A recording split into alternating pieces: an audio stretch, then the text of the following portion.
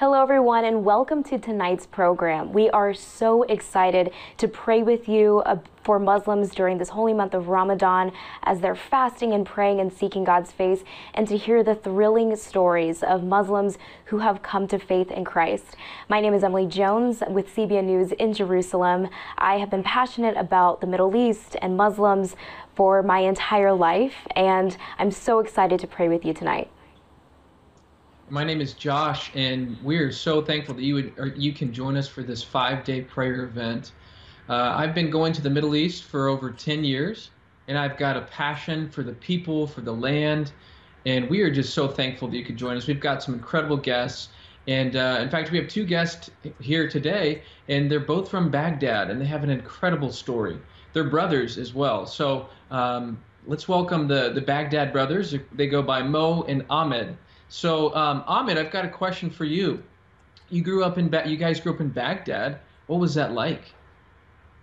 Well, it starts off just what it was like for me growing up in Baghdad, Iraq was it was very I think was the most hardship time of my life that I've had growing up, just from starvation to neglectment, and just not even with just adding on top of the religion, just like not sure of anything, starting off, just like that's the basic stuff that I had to grow up with, is just that. Yeah. And Mo, your family was really familiar with someone that we're familiar here with in the West, Sadaam Hussein. Talk a little bit about that. Correct. Well, see, with Sadaam Hussein, we sort of had a connection with him, my family and I. And growing up, actually, he came to my brother's and I's circumcision. And honestly, I hear a lot of people, they have a strong hate against him and stuff. And I understand what he did and what everything that has happened. And but in a way, he never really did anything to my family. He never really did anything bad to my family. He also like kind of favored them as well. So yeah, we definitely had a connection with him, which was, it's pretty extreme. People that when I tell people that story, like, wow, that's so crazy. And I'm just like, yeah, but yeah, he never really did anything bad to us. But at the same time, I do understand what he did and the things that have happened, and I don't necessarily agree with them. But yeah, just to say that we did have a connection with him. Yeah. And Ahmed, talk about what your home life was like and how your Muslim faith shaped your identity. Well, growing up at the age of 4, my home life was basically not existent. For a majority of it, we were homeless. A lot of the time we would be scrounging up for food. I remember a time where we haven't ate for 4 days, and me and my brother were on the like brick of just like dying basically. And and Islam didn't necessarily give us anything, or the faith really was just like praying to something that didn't give anything. And for a really long time, I felt like I was at that young age, I felt like, there was nothing. I was praying to a God that wasn't listening, or I didn't know if he was listening. Wow. And Mo, what were you guys taught about Americans growing up? What was your view towards the West? Our view towards the West growing up was always like, oh man, like they're these wealthy people, they're rich, they have, it's like, it was always like, to me, honestly, looking back at it, I feel like it was always kind of like a covet idea where it's like, oh man, they have this and we don't have this. But it was always like, our idea was like, oh man, if you go to the West, you're going to be rich, you're going to have a lot of money. That's how Iraqis view the West. It's just like these wealthy people that have money. And it's like, I have family back home that still text me and they're like, oh, it must be nice that you're in the U.S. and that you must be living like a king. And I'm just like, that's not always the case, But to wrap it up, and I mean, honestly, they view the West as like this like castle, you know. And but yeah, that's how that's the viewpoint that I got growing up from my family and just my surroundings. Ahmed, talk about how you encountered Jesus and how it completely changed your view of God and faith and changed your life. Yeah, I think the first encounter I've had with Jesus, the Holy Trinity, I think I was 4 years old, and it was 4 days since we ate, and we were starving. My brother couldn't walk because he was so hungry, and so I'm going. I'm standing outside of our house, or I wouldn't even call it a house. It was more like an abandoned building, and I went outside, and I felt so hopeless at the age of 4. I was like, I can't provide for my family, I can't do anything, and we're gonna die.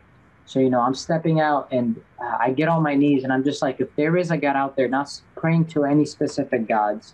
I was just praying out to God, and like, God, if you're real, feed my family. I remember the hopeless feeling I felt, just like I can't do anything for my family. But the first encounter I had was, I prayed out to God and said, God, if you're real, provide for my family right now. And not 15 minutes go by, an Army General Petreaus at the time, was doing his morning run around just around the neighborhood. And so he sees me and my brother just like without shoes, and like our feet basically burning, and we just looked really helpless, like we just looked really rugged. And so he comes across us and brings down a translator to my mom, and he asks my mom, why don't your kids have this? Like, what's going on? What's your situation like? And she tells him just like she can't. There's no husband in the picture. Women in Iraq can't do anything, and so she just tells him flat out, like, we don't have anything. Like, we're homeless, we're broke. And then I think it was about 10 minutes later or 15 minutes later, he brings these cars, just like these cars full of food that would last us for months, Gatorade bottles, just food. And right there, and like at the time I didn't know if it was God, but just looking back at it, like not even within 30 minutes, God answered my prayer. Man, that's amazing. Well, I'm familiar with your story. I've heard it, and I would love for you to tell the listeners. So you had to flee Iraq, and what was that like, Mo? God protected you, obviously. Can you share a little bit about why you guys had to leave? Yeah. So in the beginning, once we were familiar with General Petreaus, and he, thankfully, I feel like God spoke to him and worked through him. He offered multiple opportunities for my mom and my family. He even offered a job to my mom, the U.S. Army, which led to my mom being a cook and then a cleaner, and then eventually she became an interpreter. And throughout time, my mom was working at the U.S. Army, and she was sort of like the head of the house, because she was just really making money and helping her family and just doing so much. And throughout time, ISIS found out, and then they threatened my mom. They told her, like, hey, like, you can't work with the U.S. Army because it's just not the right thing. So whenever they found out that my mom was working with the U.S. Army, they threatened. They said, we're going to kill you if you keep working with the U.S. Army. We're going to do this and that, and then multiple things. And then my mom ended up telling General Petreaus, and she ended up telling him this information. And so that was the basic reason why we had to flee Iraq, why we had to move, because of that main reason. But eventually, through time, General Petreaus got us out of there quick, thankfully, and we ended up just moving to Jordan, and after that, coming to the U.S. And Mo, I actually want to ask you the same question I asked your brother. How did you encounter in Jesus, and what has he done to change your life? My encounter with Jesus, I would say it's right about the same time, because with me, I always look back at that memory. I always look back. The Lord always allows me look back at certain moments and just to realize like, wow, like God's like so visible. He was so visible in my life, but I was not able to realize it. I was so blind to the gospel. I was not able to realize him being there and working in my family's life and working at me, and just that was the amazing part. And the second question you said, how is he changing my life? Mm-hmm. Yes. So the way he's changing my life is, I feel like the Lord is really fathering me and just really teaching me lessons and just allowing me to see multiple scenarios and putting me in situations where I'm just like, wow, I'm able to see God's goodness. I'm able to be more like him. I'm able to just really love the way he does. And that's been the most recent thing with me, is just really diving in and just chasing God's heart like David did. And that's been my main thing that I've been doing, is just chasing after God's heart. That's beautiful. And Ahmed, I actually have another question for you. So how did you guys get introduced to Christianity? So you encountered Jesus. How did you take that next step and become a believer? Well, yeah, we encountered Jesus, like, I think a lot of times, and you know, like my brother was saying, we couldn't distinguish if it was from him or it was just luck. But I think how I allowed Jesus into my heart was God really put amazing people in my life. Even when I wanted nothing to do with him, he's put amazing like mentors in our family's life where you know, they pursued us like how God would pursue us. I remember just Gene and David, they were a part of the church we used to go to, that they were an older couple that really just took time and effort, that and just came every weekend, you know, whenever every opportunity they came, just to come and speak life into us. And they didn't do it in a way where like it felt like rushed or it felt like it was pushed, but they did it in a loving way where I feel like they did it how Jesus would do it, and just like asking questions and making us come to those conclusions, which I really loved how they did it, just because I didn't feel attacked. I didn't feel like I had to change who I am, but in actuality, they just pushed me to be who I am to the max, is how I would see it. And after that, you know, I still had some like trouble believing in God, even after God blessed me with that amazing couple. But he even pursued me even after that, when, you know, I would say I was a Christian on Sunday, and for the rest of the week I would do my own thing. You know, he even pursued people that would look even deep into my life, and not just on the surface at church.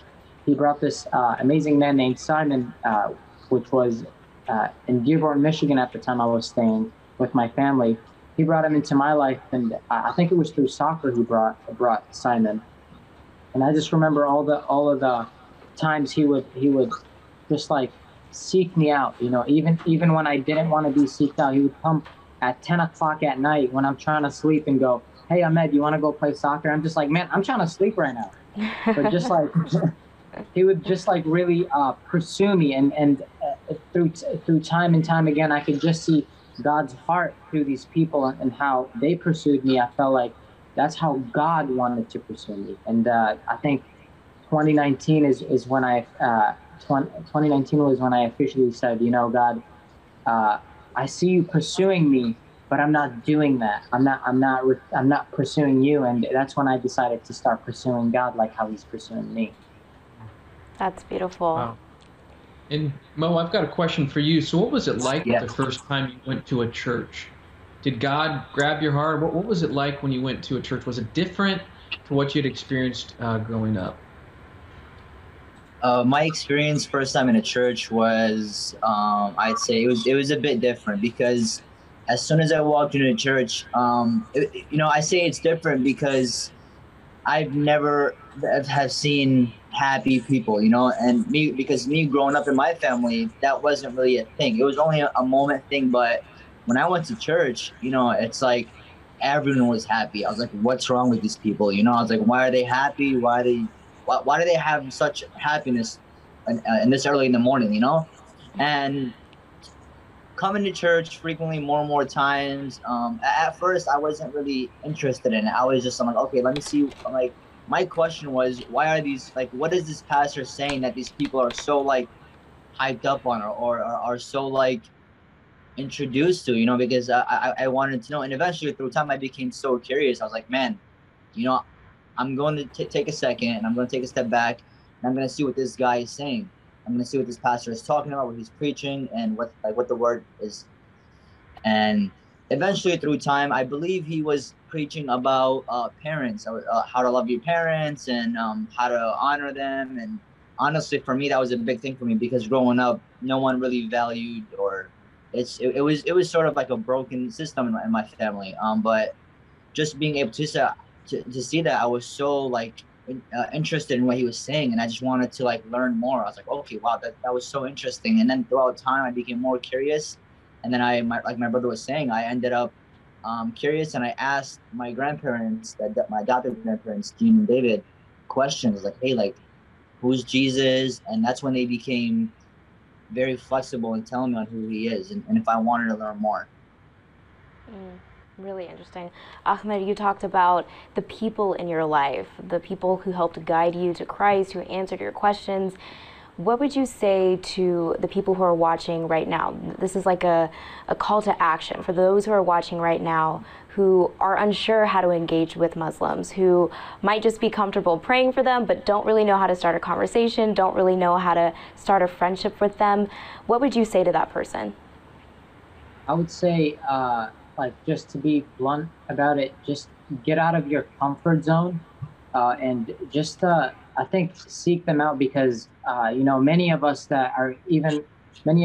are coming into the States, we really feel like we're not welcomed, just because we're not being sought out. Like back home, if you have a new neighbor, you would extend your hand out, and you would invite him to dinner or something. So just like being flexible in the sense of just like going outside of your comfort zone, and introducing yourself, inviting these people into your home, and just building that bond, like on how people, just like in my life, I can look back on how people pursued me. I think other Muslims would love to be pursued how I was pursued. And just, I think many of them just come back from that hard environment of just hate, and that's all they've known.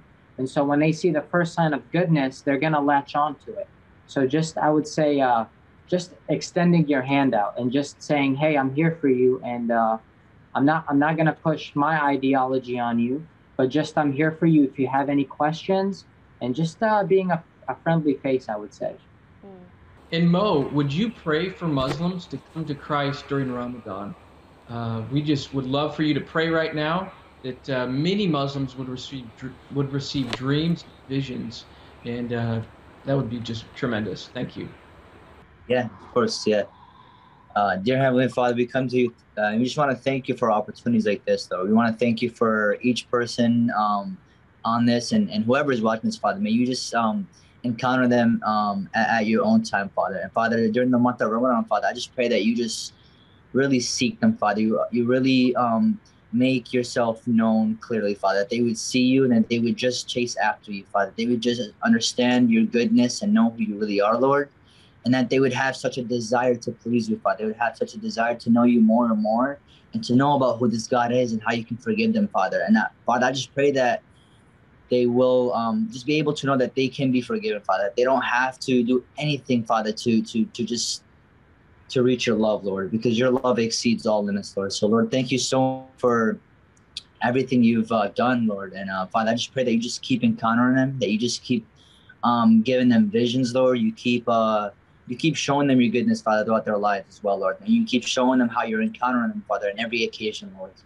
Yeah, Lord, thank you so much. And I just pray for wisdom, and I pray for whoever's watching this, that they would know, and that they would lead it in your way, Lord. That they would just be lovable and be hospitable, Lord, as well. And yeah, Lord, thank you so much. And I pray all this in your name. Amen.